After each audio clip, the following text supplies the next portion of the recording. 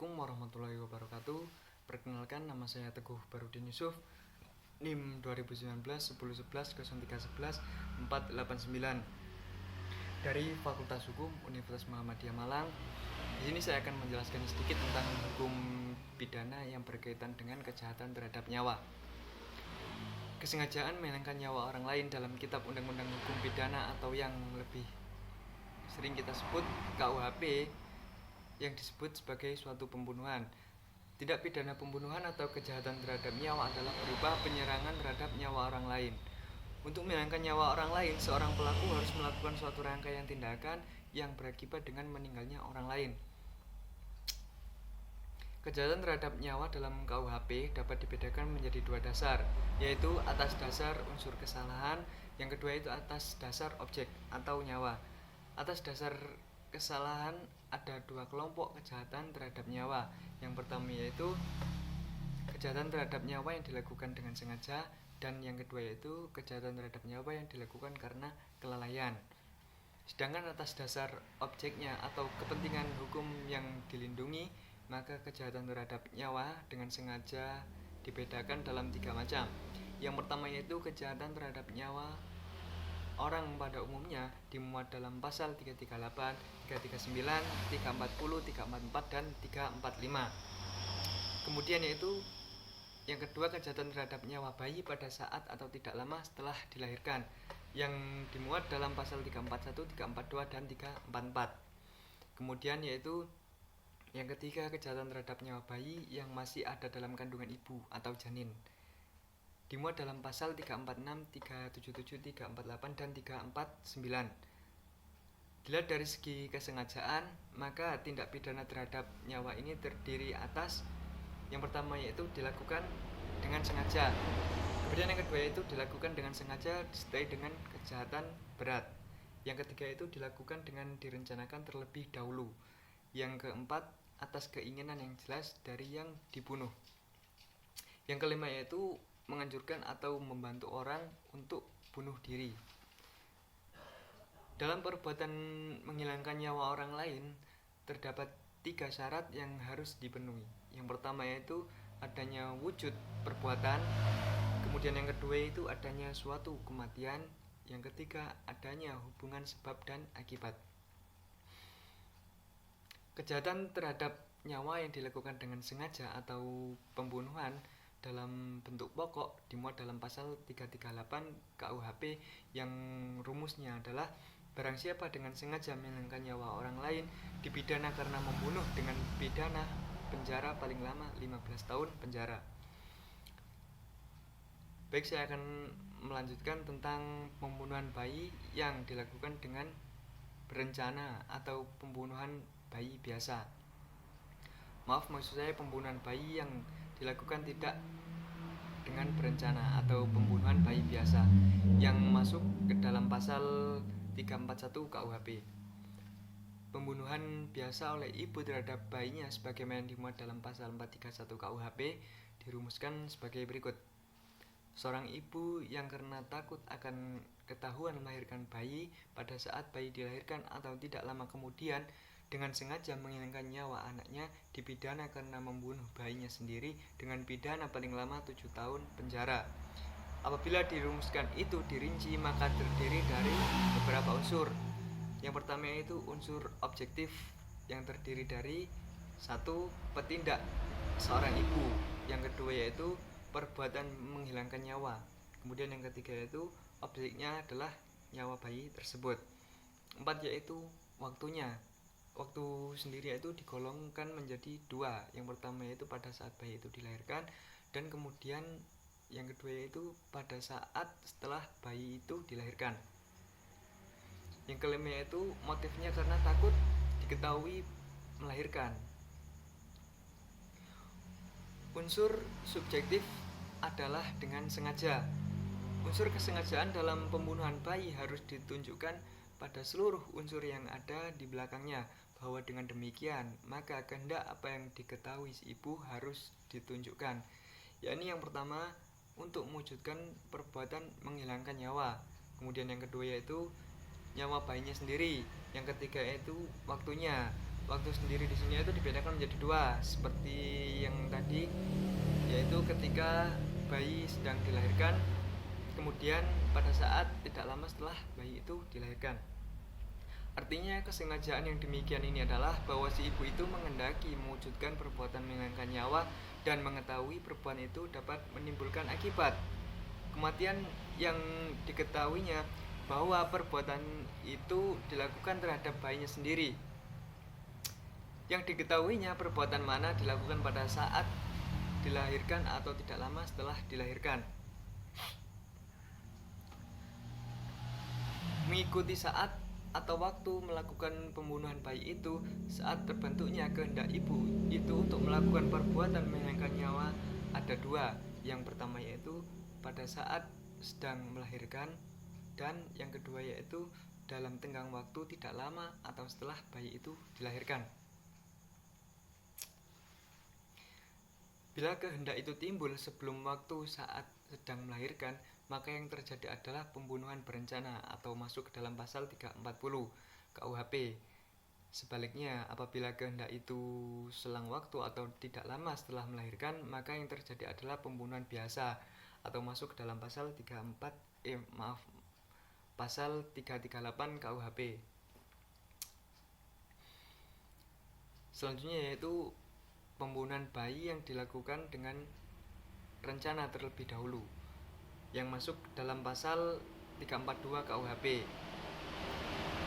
Pembunuhan seorang ibu terhadap bayinya pada saat atau tidak lama setelah dilahirkan dengan direncanakan terlebih dahulu diatur dalam pasal 342 KUHP, yang rumusnya adalah seorang ibu yang untuk melaksanakan keputusan kehendak yang telah diambilnya karena takut akan ketahuan bahwa ia akan melahirkan bayi pada saat bayi dilahirkan atau tidak lama, kemudian dengan sengaja menghilangkan nyawa bayinya itu, dipidana karena membunuh bayinya sendiri dengan rencana, diancam dengan pidana penjara paling lama 9 tahun. Pembunuhan bayi berencana tersebut mempunyai unsur-unsur sebagai berikut. Yang pertama, petindaknya adalah seorang ibu. Yang kedua yaitu adanya putusan kehendak yang telah diambil sebelumnya. Yang ketiga yaitu perbuatannya menghilangkan nyawa. Yang keempat yaitu objek nyawanya yaitu bayinya itu sendiri.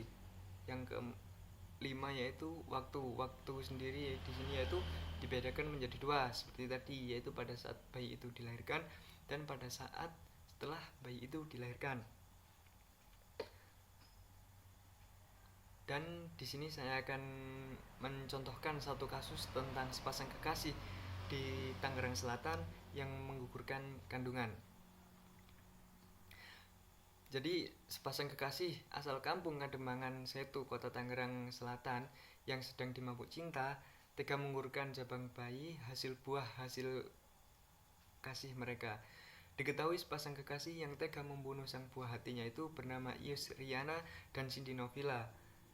Kapolres Kota Tangerang AKBP Imam Setiawan mengatakan kedua pasangan tersebut tega menghabisi sang jabang bayi saat masih berumur 6 bulan. Menurutnya pengguguran tersebut sendiri didasari dari enggannya dua sejoli tersebut memiliki bayi dengan kondisi yang tidak sempurna. Sebab percobaan menggugurkan janin telah dilakukan usai mengetahui pacar ia setelah mengandung selama beberapa bulan. Mereka sepasang kekasih terus melakukan hubungan dan mengandung. Kemudian pasangan ini mempertimbangkan kondisi bayi lahir cacat karena telah berusaha menggugurkan kandungan dengan mengonsumsi beberapa obat keras. Maka dari contoh kasus yang saya contohkan itu, tersangka terjerat dalam pasal 346 atau yang berbunyi tentang seorang wanita yang sengaja menggugurkan atau mematikan kandungannya atau menyuruh orang untuk itu, diancam dengan pidana paling lama 4 tahun penjara. Sekian penjelasan singkat dari saya, kurang lebihnya mohon maaf yang sebesar-besarnya. Assalamualaikum warahmatullahi wabarakatuh. Assalamualaikum warahmatullahi wabarakatuh. Perkenalkan, nama saya Danang Bujamukti dari mahasiswa Universitas Muhammadiyah Fakultas Hukum, kelompok praktikum 9, Hukum Pidana 2. Sekarang saya akan menjelaskan tentang kejahatan terhadap tubuh dalam semua bentuk penganiayaan dalam KUHP. Tindak pidana penganiayaan dibentuknya kejahatan terhadap tubuh manusia ditunjukkan bagi perlindungan kepentingan hukum atas tubuh dari perbuatan berupa penyerangan atas tubuh, bagian tubuh yang mengakibatkan rasa sakit atau luka. Bahkan karena luka yang sedemikian rupa pada tubuh dapat menimbulkan kematian. Tindak pidana penganiayaan itu diatur dalam bab 20 buku kedua KUHP yang dalam bentuknya yang pokok diatur dalam pasal 351 ayat 1 sampai dengan ayat 5 KUHP. Dan rumusannya berbunyi sebagai berikut. 1. Penganiayaan dipidana dengan pidana penjara selama-lamanya 2 tahun, 8 bulan, atau dengan pidana setinggi-tingginya Rp3. Sekarang Rp4.500. Jika perbuatan tersebut menyebabkan luka berat pada tubuh, maka orang yang bersalah dipidana dengan pidana penjara selama-lamanya yaitu 5 tahun. Yang ketiga, jika perbuatan tersebut menyebabkan kematian, maka orang yang bersalah dipidana dengan penjara selama-lamanya 7 tahun. Yang keempat, disamakan dengan penganiayaan, yakni kesengajaan merugikan kesehatan. Yang kelima itu percobaan melakukan kejahatan, ini tidak dapat dipidana. Namun tidak dapat dipidana ya. Dari rumusan masalah pasal 351 KUHP. Orang dapat mengetahui bahwa undang-undang hanya berbicara mengenai penganiayaan tanpa menyebutkan unsur-unsurnya dari tindak pidana penganiayaan itu sendiri, kecuali hanya menjelaskan bahwa kesengajaan merugikan kesehatan orang lain itu adalah sama dengan penganiayaan. Penganiayaan adalah kesengajaan menimbulkan rasa sakit atau menimbulkan luka pada tubuh orang lain.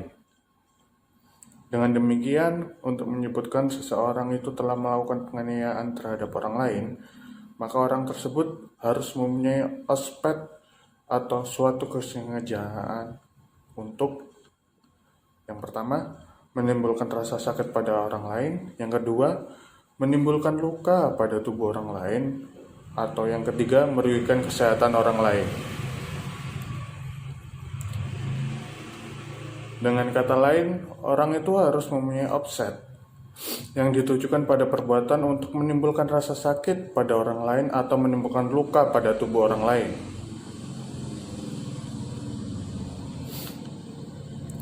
Sedangkan menurut Satohit Kartanegara,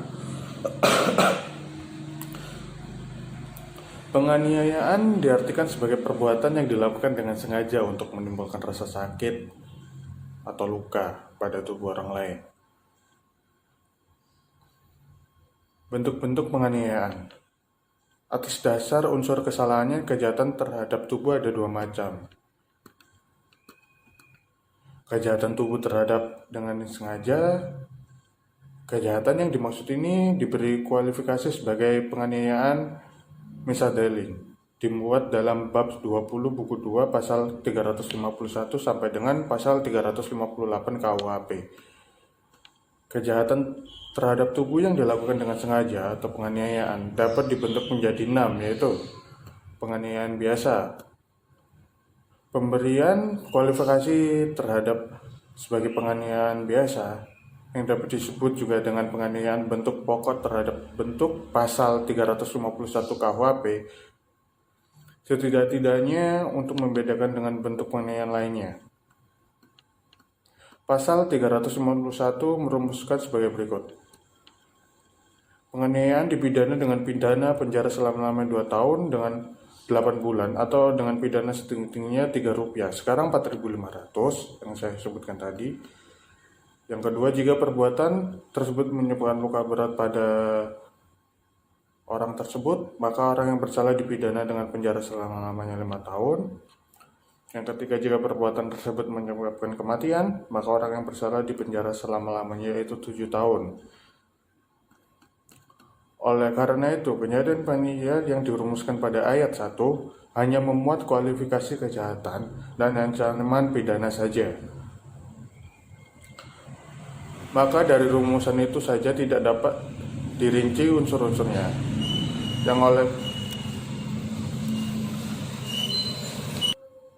Karena itu juga sekaligus tidak diketahui dengan jelas tentang pengertiannya dalam doktrin atau ilmu hukum pidana. Berdasarkan sejarah pembentukan dari pasal 351 KUHP di atas, penganiayaan diartikan sebagai perbuatan yang dilakukan dengan sengaja untuk menimbulkan rasa sakit atau luka pada tubuh orang lain. Menurut doktrin, penganiayaan mempunyai unsur-unsur sebagai berikut, yaitu adanya rasa sakit, adanya perbuatan, adanya akibat perbuatan yakni rasa sakit pada tubuh dan luka pada tubuh. Unsur yang pertama adalah berupa unsur subjektif atau kesalahan. Unsur yang kedua dan ketiga merupakan objektif. Berdasarkan doktrin dan pendapatkan dari Ares HR, maka dapat ditarik kesimpulan perihal arti penganiayaan ialah suatu perbuatan yang dilakukan dengan sengaja, yang ditunjuk untuk menimbulkan rasa sakit atau luka pada tubuh orang lain, yang akibatnya mana semata-mata merupakan tujuan si petindak. Pengertian seperti yang baru disebutkan, itulah yang banyak dianut dalam praktek hukum selama ini. Dari pengertian itu, maka penganiayaan mempunyai unsur-unsur sebagai berikut. Adanya kesengajaan, adanya perbuatan, adanya akibat menjadi tujuan satu-satunya, dan penganiayaan ringan. Kejahatan yang diberi kualifikasi sebagai penganiayaan ringan oleh UU ialah penganiayaan yang dimuat dalam pasal 352 KUHP yang rumusannya sebagai berikut. Kecuali yang tersebut dalam pasal 356 dan 356, maka penganiayaan tidak menimbulkan penyakit atau halangan untuk menjalankan pekerjaan jabatan atau pencaharian, dipidana sebagai penganiayaan ringan dengan pidana penjara paling lama 3 bulan.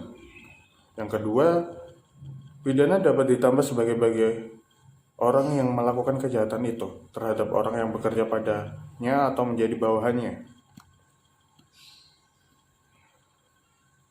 Dalam rumusan di atas terdapat ketentuan yakni 1.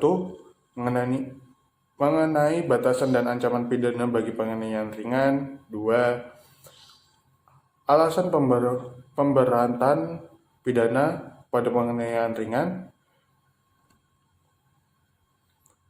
Batasan mengenai penganiayaan ringan adalah penganiayaan yang ada 2, yaitu bukan berupa penganiayaan berencana pasal 353 KUHP, dan yang kedua bukan penganiayaan yang dilakukan terhadap ibu atau bapak yang sah, terhadap pegawai negeri,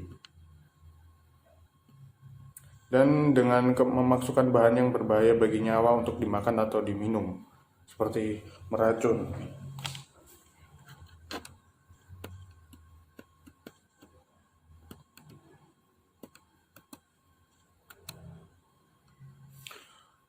Penganiayaan berat hanya ada 2 bentuk, yaitu penganiayaan berat biasa ayat 1 dan penganiayaan berat yang menimbulkan kematian ayat 2.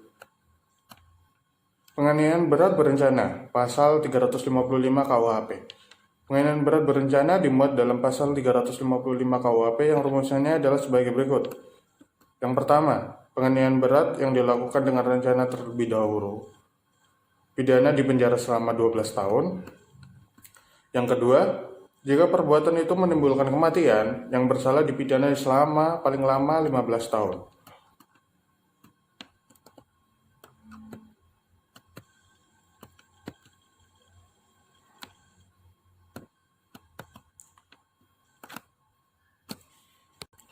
Karena tadi sudah membahas tentang penganiayaan terhadap keluarga, sekarang kita membahas tentang penyerangan dan perkelahian terhadap orang lain.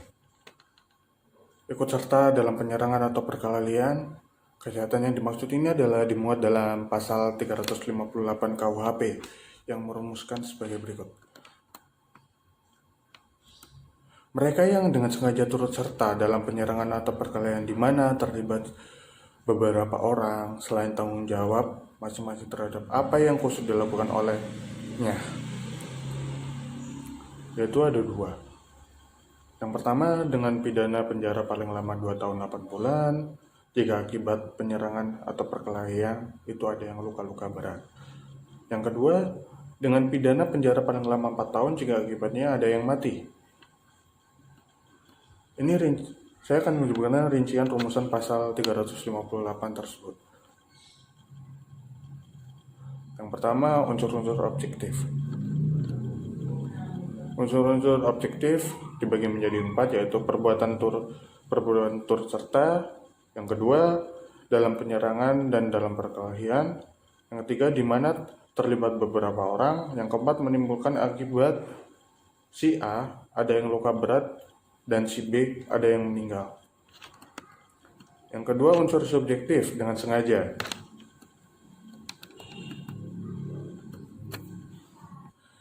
Kejahatan terhadap tubuh karena kelalaian dimuat dalam pasal 360 bab 21 yang dikenal dengan kualifikasi karena lalainya menyebabkan orang lain luka.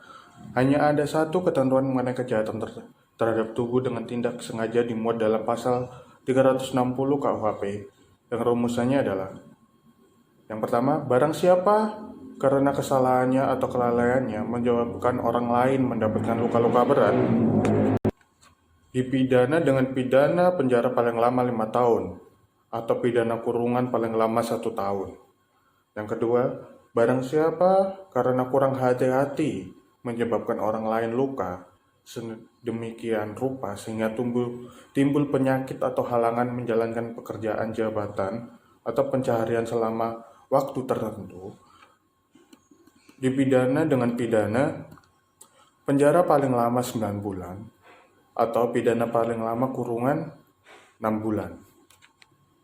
Dalam rumusan tersebut ayat 1 terdapat unsur-unsur, yakni yang pertama ada perbuatan, yang kedua karena kesalahannya atau kelalaiannya, yang ketiga menimbulkan akibat luka-luka berat. Dan dalam ayat kedua terdapat unsur-unsur sebagai berikut, yaitu yang pertama adanya perbuatan, yang kedua karena kesalahan atau kelalaiannya juga, dan yang ketiga menimbulkan akibat luka yang menimbulkan penyakit atau halangan menjalankan pekerjaan jabatan atau pencaharian selama waktu tertentu. Saya akan menyebutkan contoh kasus pada pasal 358. A, B, dan C menyerang D. Dan seketika D itu meninggal. Ternyata yang menyebabkan kematian si D adalah A. Maka A, B, dan C telah melakukan tindak pidana penyerangan sebagaimana yang diatur dalam pasal 358. Dan terhadap A juga diterapkan pasal pembunuhan. Dan contoh yang kedua, A, B, C di satu pihak menyerang X, Y, dan Z. Dalam penyerangan itu si A meninggal. Dalam hal ini, B, C, X, Y, dan Z dapat dituntut ketentuan pasal 358 KUHP. Walaupun B dan C tidaklah mungkin membunuh kawannya sendiri atau di dalam satu pihak tersebut. Ya, sekian dari saya. Wassalamualaikum warahmatullahi wabarakatuh.